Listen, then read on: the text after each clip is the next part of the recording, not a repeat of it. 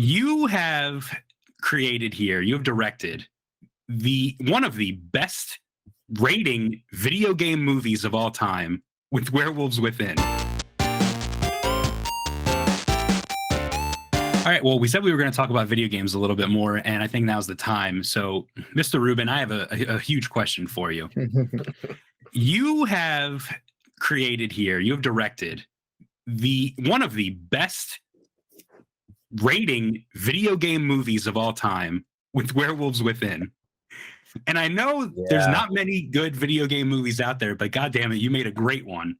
But my question is, how did Werewolves Within get tied to Ubisoft? How did that happen? How did it, become part of this video game property for this VR party game? Like, how did that happen?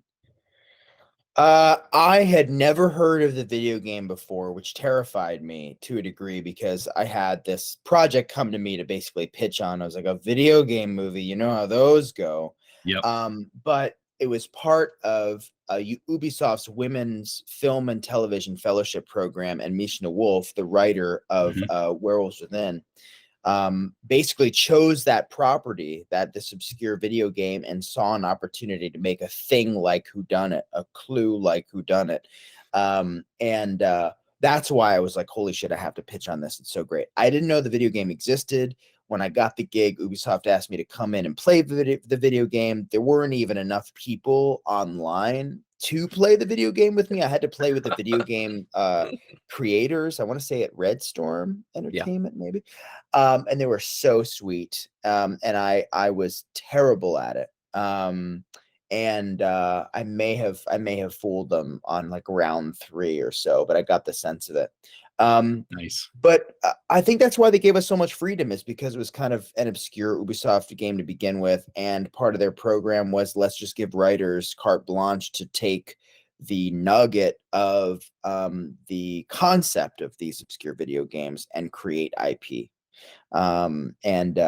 And that's how it came to me. And when I got the gig, I asked Ubisoft, my producers, I said, what do I owe you guys? What are the Easter eggs I owe you? If I'm watching a video game movie or anything based on anything, I want Easter eggs. And they're like, you don't owe us anything. You don't have to put any Easter eggs in it.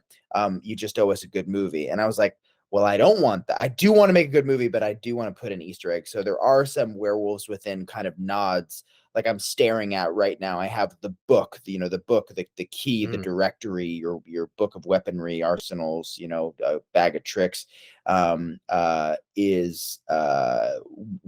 the ledger at the Beaverfield Inn sitting on Janine's oh wow, sort of desk. And so the whole crew, the cast and crew, signed it, and I'm staring at it. It's on my bookshelf. You can see in the video game, they're sitting around this kind of gnarled tree table. I said to my production designer, we have to get that table, like at least for the scene that is totally ripped from the game. That's what it's all about. Let's make it kind of feel like we even looked at the color tones. Let's get a little bit of purple in there. Let's get this, that, and the other thing. It was a dream come true otherwise, because it wasn't a $35 million movie. It was like Blumhouse size, Yeah. OG Blumhouse was, $6-7 million. Like, we just go make this thing. It's just technically an independent film, and it turned out kind of wild. I think that's why it performed so well, is they trusted a filmmaker to do their thing. And the editor of Mandy actually did Werewolves, Brett Bachman. Wow. He's just total genius. Yeah, we're big fans of Mandy. That's a great movie. Yeah, it's killer. Yeah, Brett is just phenomenal. He also did like Pig and The Vigil and Toxic Avenger, which is coming out, and he's going to do Fall of the House of Usher. It's just crazy. Wow. He's a secret weapon. Very cool. So one more thing on Werewolves Within, because we are huge fans of him. Sam Richardson is in Werewolves Within. Yes. And we are, I feel like everybody that really likes anything or has, a sense of humor loves I Think You Should Leave. And maybe lesser known is Detroiters, which is a show that he was on as well. What was it like working with Sam Richardson?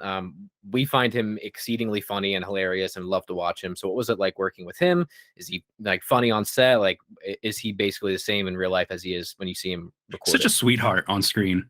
Such a sweetheart in real life. So funny in real life. He wants to do good.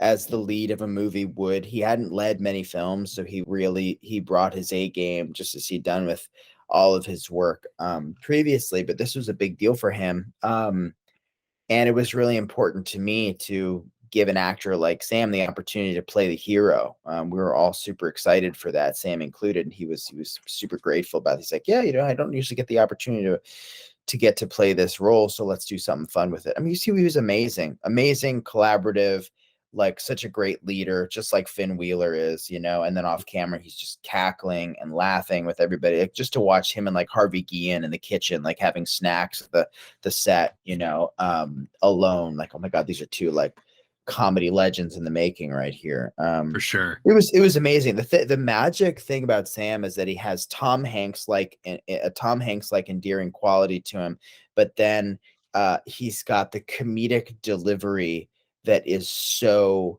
trailblazingly whip fast, whip sharp,